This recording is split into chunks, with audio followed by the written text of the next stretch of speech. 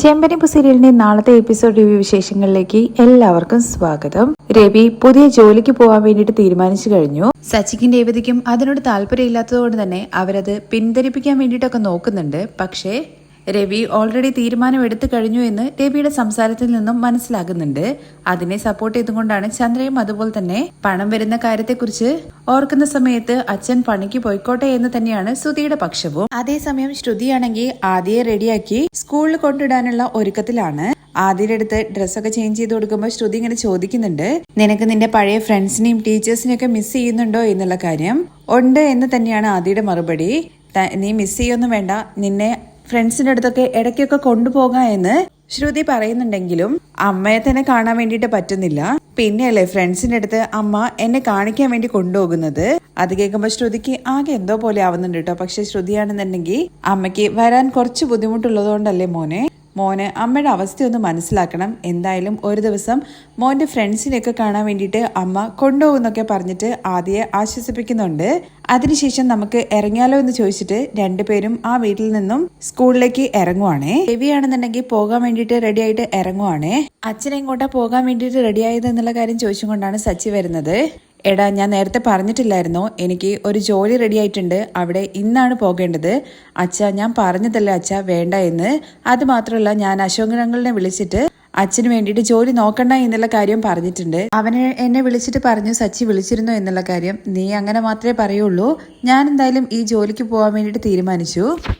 അപ്പോഴേക്കും ശ്രീകാന്ത് അങ്ങോട്ടേക്ക് വരുന്നുണ്ട് കേട്ടോ.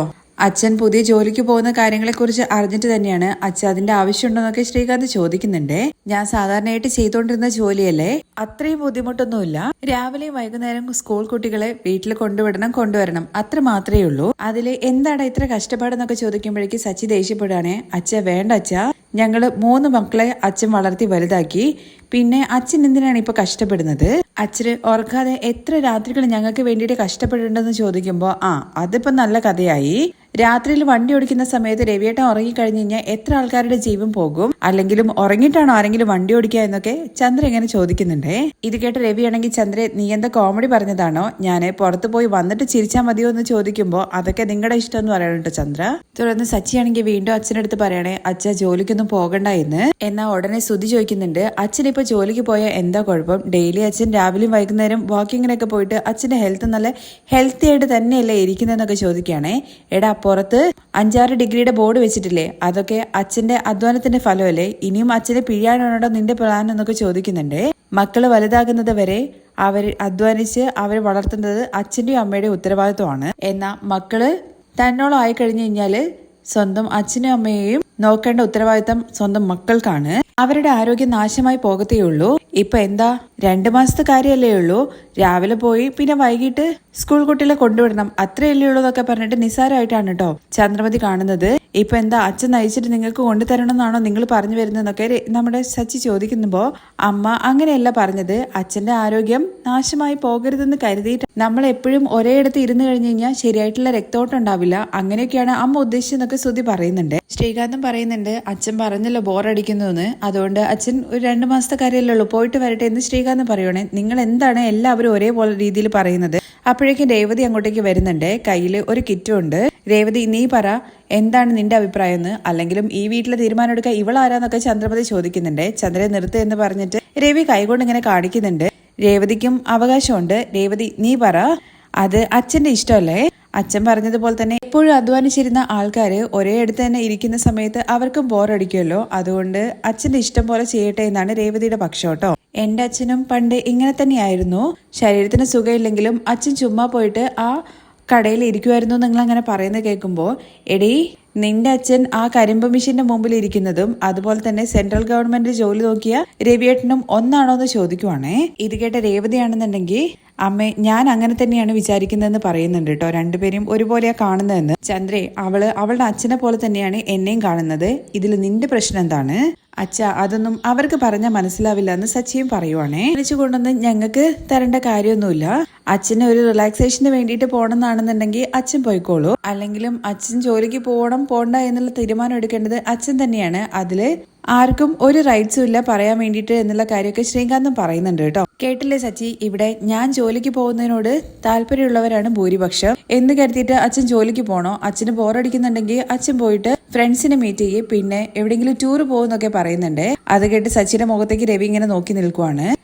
സച്ചേട്ടാ അച്ഛൻ ഇത്രയും പറയുന്നില്ലേ, അച്ഛന് ഇഷ്ടം അതാണെന്നുണ്ടെങ്കിൽ അത് ചെയ്യട്ടെ എന്ന് രേവതി അതിന്റെ ഇടയ്ക്ക് പറയുന്നുണ്ടേ. ശരി എന്തായാലും ഇതിനെക്കുറിച്ച് ഇനിയൊരു സംസാരം വേണ്ട, ഞാൻ ഇറങ്ങാ എന്ന് പറഞ്ഞ് രവി ഇറങ്ങുമ്പോഴേക്കും അച്ഛ എന്ന് പറഞ്ഞ് പുറകെ ചെന്നിട്ട് രേവതി അച്ഛനെ കഴിക്കാനുള്ള ഉച്ചത്തേക്ക് ഭക്ഷണം ഞാൻ ഇതിനകത്ത് വെച്ചിട്ടുണ്ടെന്ന് പറഞ്ഞിട്ട് അച്ഛന് നേരെ നീട്ടുമ്പോൾ ഇങ്ങനെ രേവതിയെ തന്നെ ഇങ്ങനെ നോക്കി നിൽക്കുവാണേ.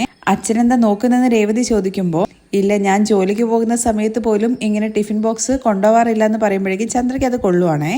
അല്ലെങ്കിൽ നിങ്ങൾ 3 മണിക്ക് 2 മണിക്കൊക്കെ എഴുന്നേറ്റ് പോകുന്ന സമയത്ത് എങ്ങനെ ഉണ്ടാക്കി തരാൻ വേണ്ടി പറ്റും? നിങ്ങൾക്ക് തോന്നുന്ന സമയത്ത് നിങ്ങൾ കടയിൽ നിന്ന് മേടിച്ച് കഴിക്കാറല്ലേ എന്നൊക്കെ ചോദിക്കുന്നുണ്ട്.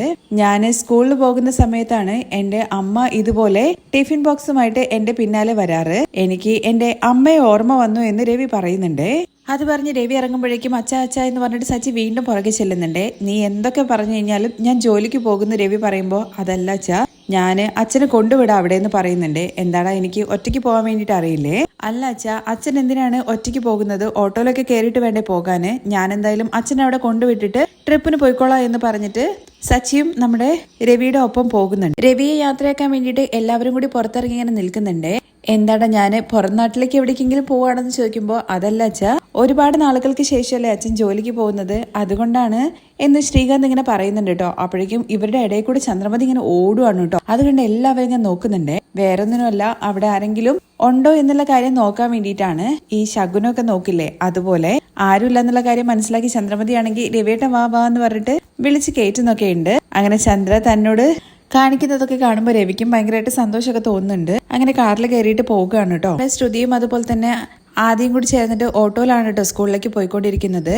പോകുന്ന സമയത്ത് ഫ്രണ്ട്സിനെ കുറിച്ചൊക്കെ പറയുകയാണ് കേട്ടോ. ക്ലാസ്സിൽ ഒരു കുട്ടിയുടെ ബർത്ത്ഡേ ആണിന്ന്, അതിന് വേണ്ടിയിട്ട് കേക്ക് കട്ട് ചെയ്യാൻ അവനെ വീട്ടിലേക്ക് ക്ഷണിച്ച കാര്യങ്ങളെ കുറിച്ചൊക്കെ പറയുന്നുണ്ട്. പക്ഷെ ശ്രുതിയാണെങ്കിൽ പോരുതെന്നുള്ള കാര്യമാണ് കേട്ടോ പറയുന്നത്. നീ സ്കൂളിൽ നിന്ന് അവനെ കണ്ട് വിഷ് ചെയ്താൽ മതി, അല്ലാതെ അവന്റെ വീട്ടിലേക്കൊന്നും പോകണ്ട എന്ന് പറയുമ്പോൾ എന്താണ് കാര്യം എന്നുള്ള കാര്യം ആദ്യം ഇങ്ങനെ ചോദിക്കുകയാണ് കേട്ടോ. ആദ്യക്ക് പോകാൻ വേണ്ടിയിട്ട് ഇഷ്ടമുണ്ട്, പക്ഷെ ശ്രുതിയാണെങ്കിൽ സമ്മതിക്കുന്നില്ലല്ലോ. നിന്നെ ഞാൻ സ്കൂളിൽ ചേർത്തുമ്പോഴേ പറഞ്ഞതല്ലേ എവിടേക്കും പോകരുത്, സ്കൂൾ കഴിഞ്ഞ് കഴിഞ്ഞാൽ നേരെ വീട്ടിലേക്ക് വരണം, അതുപോലെ തന്നെ സ്കൂൾ വാനും മിസ് ചെയ്യാൻ വേണ്ടിയിട്ട് പാടില്ല എന്ന്. നമ്മൾ താമസിക്കുന്നതിനടുത്ത് മറ്റൊരു കുട്ടിയും കൂടിയുണ്ട്, ഞാൻ അവന്റെ കൂടെ സ്കൂളിൽ നിന്ന് തിരിച്ചു വന്നോളെന്നൊക്കെ ആദ്യം പറയുമ്പോൾ നിന്റെ അടുത്തല്ലേ ഞാൻ പറയുന്നത്, നിനക്കെന്താ പറഞ്ഞാൽ മനസ്സിലാവില്ലെന്നൊക്കെ ആദ്യം എടുത്ത് വെച്ചിട്ട് ദേഷ്യപ്പെട്ടാണ് ശ്രുതി. അതെല്ലാം ആ ഓട്ടോക്കാരൻ ശ്രദ്ധിക്കുന്നുണ്ട്.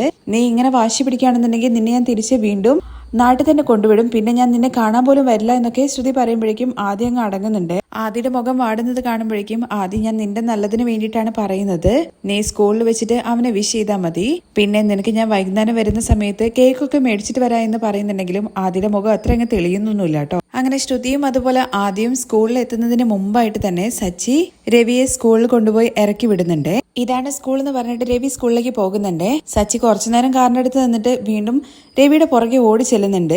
എടാ, ഞാൻ എന്റെ ജോലിക്ക് പോവാ, നീ നിന്റെ ജോലിക്ക് പോടാ എന്ന് പറയുവാണേ. അച്ഛൻ ഞാനിവിടെ ഇറക്കി വിട്ട് പോവാൻ വേണ്ടി വന്നതല്ല, കൈയോടെ കൂട്ടി കൊണ്ടുപോകാനും കൂടിയാണ് വന്നതെന്നുള്ള കാര്യം പറയുമ്പോൾ ഞാനെന്താടാ പാല് കുടിക്കുന്ന കുഞ്ഞോ മറ്റാണോ നീ എന്നെ കൂട്ടിക്കൊണ്ടുപോകാൻ വേണ്ടിയിട്ട്? സച്ചി വീണ്ടും പറയുന്നത് അച്ഛൻ ജോലിക്ക് പോണ്ട എന്നാണ്. ഉള്ളിൽ ചെന്നിട്ട് ഞാൻ ജോലിക്ക് വരില്ല എന്നുള്ള കാര്യം പറഞ്ഞിട്ട് വരാൻ വേണ്ടിയിട്ടാണ് രവിയുടെ അടുത്ത് പറയുന്നത്. ഞാൻ ഇന്ന് ഇവിടേക്ക് വരുന്നതേ ഉള്ളൂ, അതിനു മുമ്പായിട്ട് തന്നെ വരണ്ട എന്നുള്ള കാര്യമാണ് അവിടെ പറയേണ്ടത്. നീ വീണ്ടും തുടങ്ങിയോടോ എന്ന് ചോദിക്കുമ്പോൾ അച്ഛൻ ഞാൻ ആരംഭം മുതൽ അച്ഛൻ പോണ്ട എന്ന് തന്നെയല്ലേ പറഞ്ഞുകൊണ്ടിരിക്കുന്നത്. അച്ഛൻ എന്തിനാണ് അച്ഛാ ജോലിക്കൊക്കെ പോയിട്ട് കഷ്ടപ്പെടുന്നത്? അച്ഛന് സ്കൂളിൽ പോകുന്ന വയസ്സാണോ എന്നൊക്കെ ചോദിക്കുമ്പോൾ എടാ ഞാനെന്താ ഇവിടെ സ്കൂളിൽ പഠിക്കാനാണോ വന്നിരിക്കുന്നത്, ജോലിക്ക് വന്നതല്ലേ. എന്നിട്ട് രവി വീണ്ടും നടക്കുമ്പോഴേക്കും ഫ്രണ്ടിൽ തന്നെ ചാടി നിൽക്കുവാണ് കേട്ടോ നമ്മുടെ സച്ചി.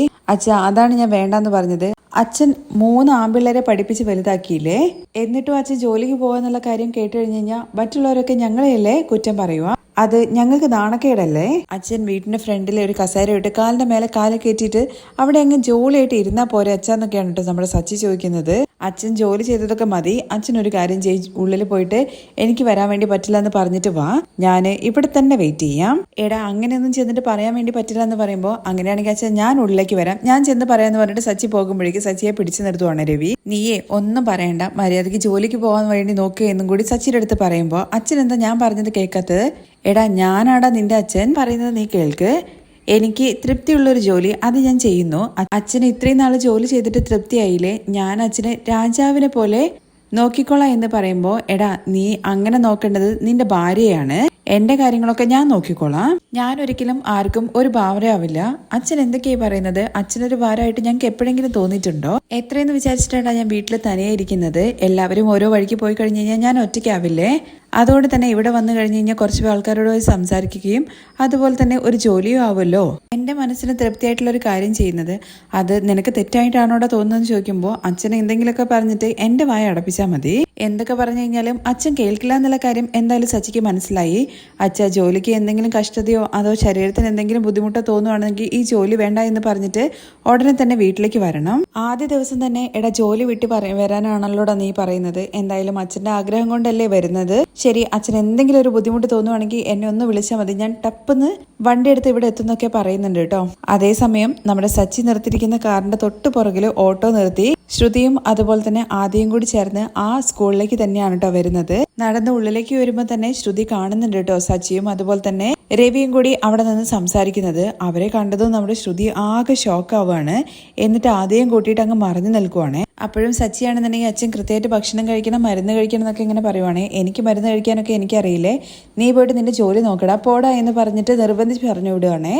അതേസമയം ശ്രുതി ഇങ്ങനെ മനസ്സിൽ വിചാരിക്കുന്നുണ്ട് എന്തിനായിരിക്കും ഇവർ രണ്ടുപേരും ഇവിടെ വന്നത്. സച്ചി അങ്ങ് പോയി കഴിഞ്ഞതിന് ശേഷമാണ് കേട്ടോ ശ്രുതി അവിടെ നിൽക്കുന്ന സെക്യൂരിറ്റിയുടെ അടുത്ത് ചോദിക്കുന്നത് അവര് എന്തിനാണ് ഇങ്ങോട്ടേക്ക് വന്നതെന്ന്.